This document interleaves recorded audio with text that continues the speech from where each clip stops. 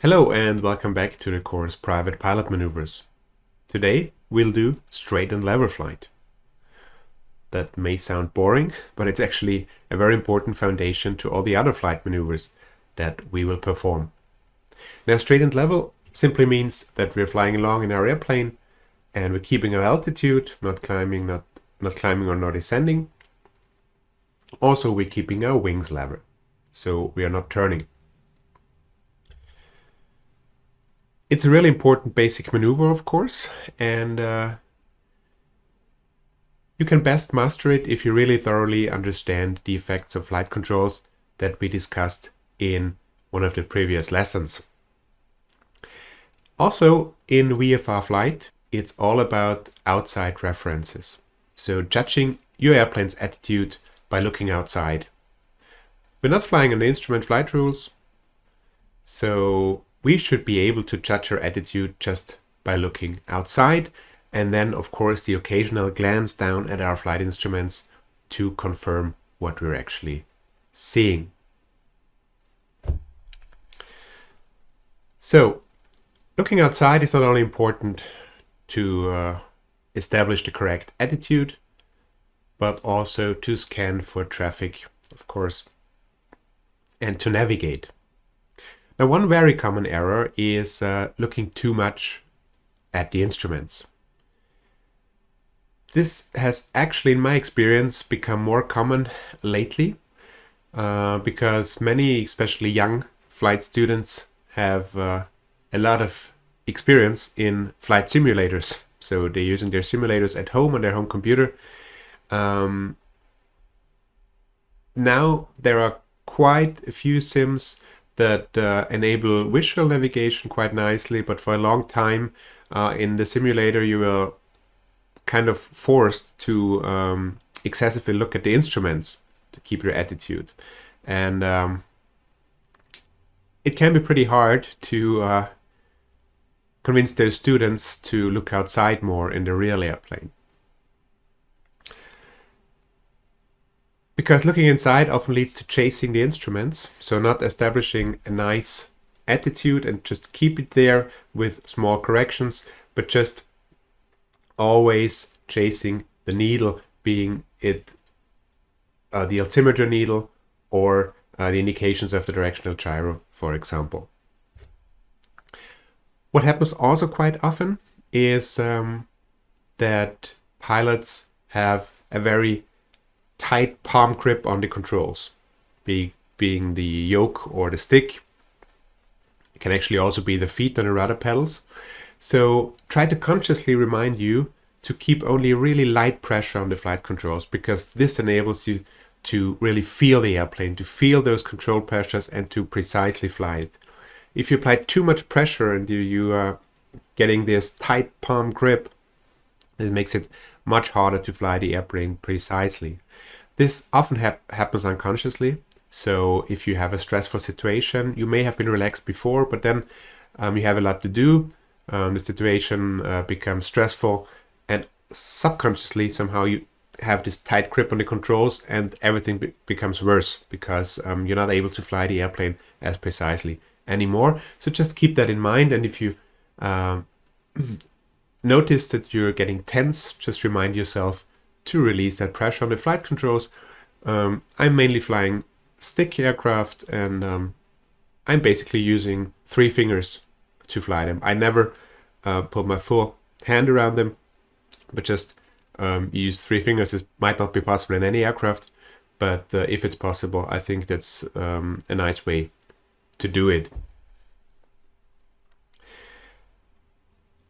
Now, when you want to fly straight and level, and for that matter also climbs, descents, turns, and so on, we need to grasp the concept of attitude flying. Now, in instrument flying, we also do attitude flying actually, but we're doing this by referencing the instruments. But in visual flight, we need to judge our attitude by looking outside. So what we need to do for straight and level flight, and first of all I'm talking about not climbing or descending, so just keeping our altitude, is to keep our attitude. Of course, our pitch attitude, that is, so the angle between the natural horizon and the longitudinal axis of the plane. I'm always assuming now that the power remains constant for this discussion. So looking outside, you should find a reference point on the horizon, on the natural horizon. And then you judge the distance between some reference point in the airplane, which will normally be, for example, the glare shield, so the top of your instrument panel. And then you reference these 2 points, the distance between them, to be more exact. You're kind of making a photograph of this. And then, now assuming that this is the correct attitude. So if this is the attitude now that you are, that results in you flying straight and level, so you're keeping your altitude exactly, then you memorize this. You make a photograph of this scene, so to speak. And then you're looking for those small changes in that picture. So you check this distance between the 2 reference points in the plane and on the natural horizon. And then you should be able to notice if this distance gets smaller or bigger. Now, if it gets bigger, the nose has come down, and if it gets smaller, the nose has gone up.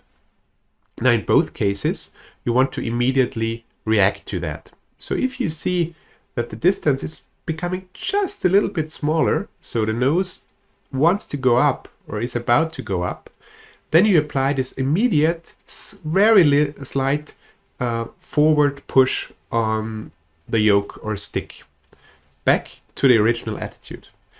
And if you do that at once, so that only a very small correction is required, you will be able to keep your altitude very precisely without any deviations. If you wait too long and the nose has really gone up and you have already climbed 50 feet, then of course you need to put your nose down again, so you need to go beyond that pitch that you needed for straight and level, and then it kind of starts, this typical chase for the altitude starts. For this, it's very important, of course, that you have the correct seating position.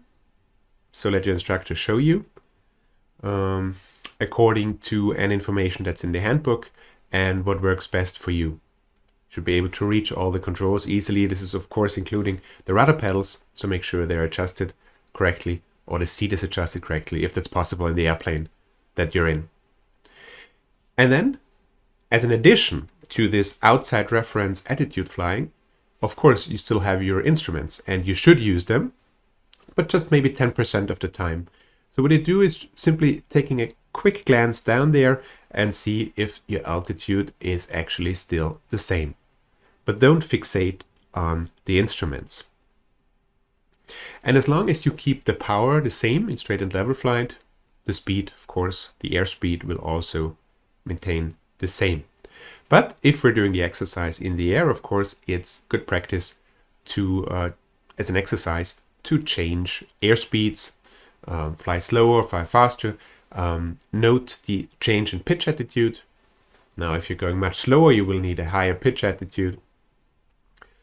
Also, it's interesting to look at the effects of extending the flaps, for example, if you have a retractable gear airplane, to also extend the gear and so on, so that you master all those different configurations for straight and level flight.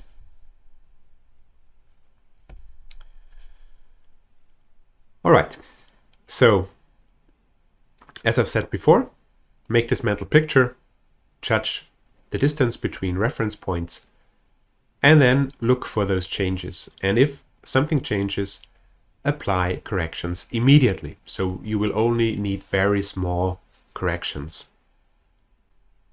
What's important for nice and relaxed straight and level flight is, of course, again, the elevator trim. Of course, also aileron or rudder trim if you have it in your airplane, but normally in basic trainers you only have elevator trim. So it's really important if you want to really master this concept of attitude flying, that you use your elevator trim always. Because In a well-trimmed airplane, if you let go of the controls, it will more or less keep its attitude.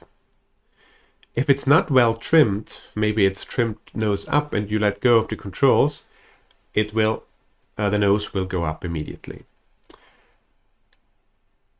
This is bad for two reasons. First of all, of course, if you're distracted, if you need to do something else, like change a radio frequency or something, then it might easily happen that you just let go of the pressure on the controls a little bit and the plane starts to climb, and maybe you climb 100 feet while you're changing that radio frequency. Furthermore, flying in a badly trimmed airplane is exhausting, because if you want to fly straight and level, but the airplane is trimmed too much nose up, for example, you have to keep this constant down or forward pressure actually on the controls, which of course is exhausting. And it also will lead to the effect that we talked before, probably at some point, that you have this tight grip on the controls and it will make your flying less precise. So actually, any control force you feel should be the result of your deliberate pilot action to change something, or of any force applied to the airplane. But it should not be the result of bad trim. Now, one common error that happens here is to try to fly the airplane with the trim. It's tempting, if you only want to make a small attitude change, for example, to just trim a little bit up and fly the airplane with the trim, but that's really bad practice. So don't make this a habit. For any attitude change, do it with the flight controls, or with the primary flight controls. I mean, aileron, so the yoke or the stick, and then trim the airplane. Always trim for a speed. So if you want to climb at 80 knots, set the attitude for 80 knots. And if it's set, then trim the airplane. And you can let go and it will more or less keep the attitude and climb away with 80 knots. Now, of course, if you have more experience, then you can start trimming a bit earlier. Of course, you know what trim input you will probably need. And of course, if you want to change your attitude in quite a big way, then you can instantly apply a little bit of trim already, and then just do the fine tuning, so to speak, when you have reached your final speed. Okay, so of course, straight and level is not only about keeping altitude, but also keeping your wings level. Now for that, you can actually use a very similar principle to the pitch attitude flying that we've talked before, but just do it with your wingtips. So you judge the distance between the natural horizon and the wingtips, left and right. And if that stays the same, the wings are level. If you see one wing dropping and the other one going up, then within a very short time, normally the airplane will start to turn, which we don't want. We want to keep a constant heading during straight and level flight. So keep those wingtips in sight. And because what often happens is that people look too closely, or they're looking over the nose actually. They're using the glare shield, the instrument panel, the nose of the airplane to judge their level attitude. But that's only a very short horizontal reference line that you have there, and this makes it pretty difficult to keep the wings level that way. So just use your wingtips and apply the principle of attitude flying.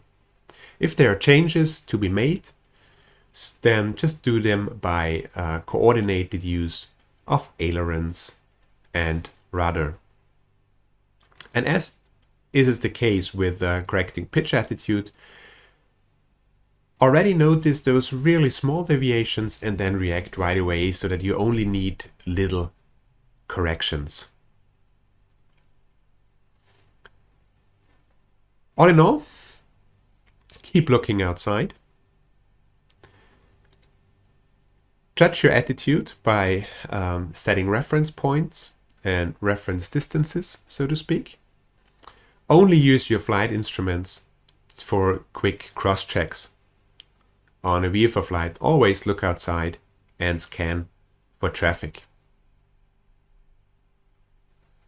Okay, so as I've said, now mastering this, straight and level flight, will be the basis for all other flight maneuvers we'll do in the future, which is climbs, descents, and turns. Alright, now that we have talked about straight and level flight, I'd say let's try it in the airplane. See you there.